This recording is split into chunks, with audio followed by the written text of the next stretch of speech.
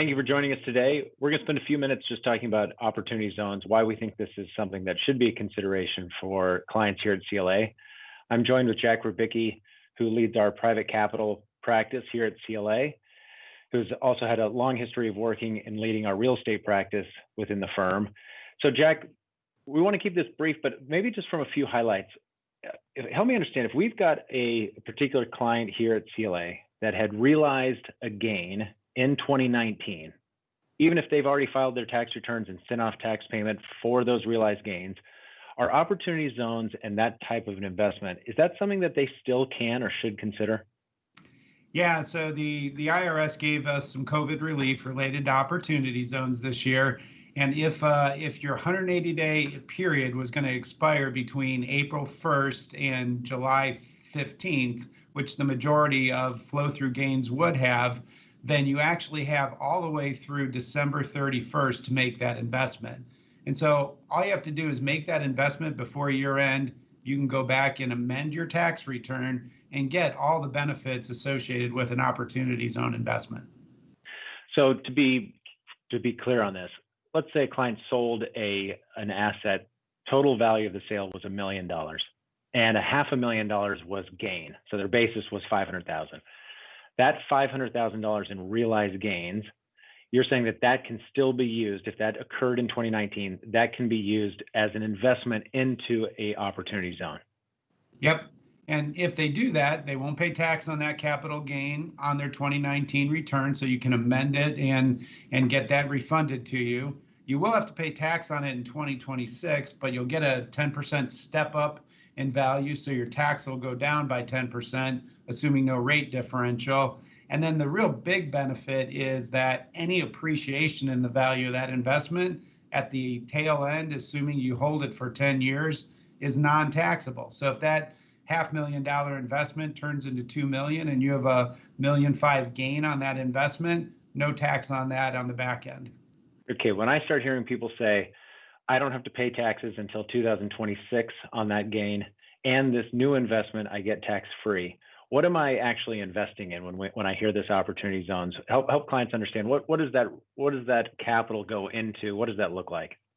Yeah, so a lot of these projects right now are real estate-based projects, although you can invest in operating businesses as well.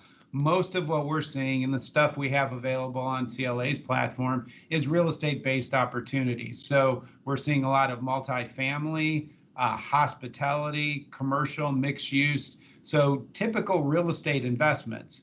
The thing that's different about these real estate investments than a typical real estate investment, though, is that you have to hold it longer, right? You're in for a 10+ year hold period in order to get that big tax benefit on the back end, where a traditional real estate kind of ground up development, you might only be in it for 3 to 5 years. But it's really just a real estate investment. And so it's important to get a good real estate deal.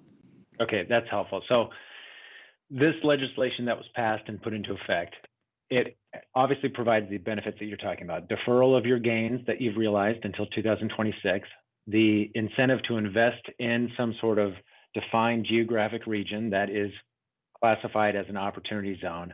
And the benefit from the investor, I think, is obviously pretty apparent.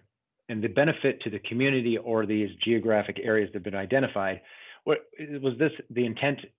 Talk about that a little bit, this reurbanization or redevelopment of certain areas.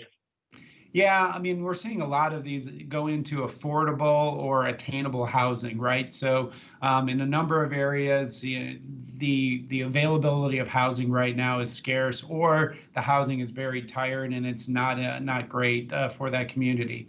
Also, when you put a hotel, for instance, in one of these areas, you are creating a number of jobs. And while you're building a new affordable housing, you're creating a lot of construction jobs generally for that area. So there's an employment opportunity, and then, a safety and vitality of the area that ideally you'd like to see happen as a result of, one of these investments.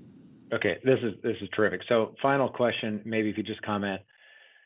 What should the steps be for someone who ends up seeing this and says, you know what, that actually pertains to me, I need to learn a little bit more? How should they go about doing that?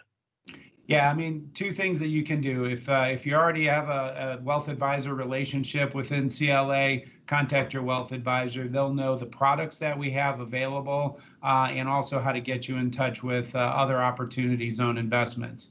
The other piece to that is talk to your tax provider, right? You're going to have to make an amendment to your tax return that's already been filed. There's a couple forms that you need to get filed as well to make the election to participate. And so those two folks are the people you would reach out to, and they can handle it from there. Okay, that's great. Thanks a lot, Jack. Really appreciate the time.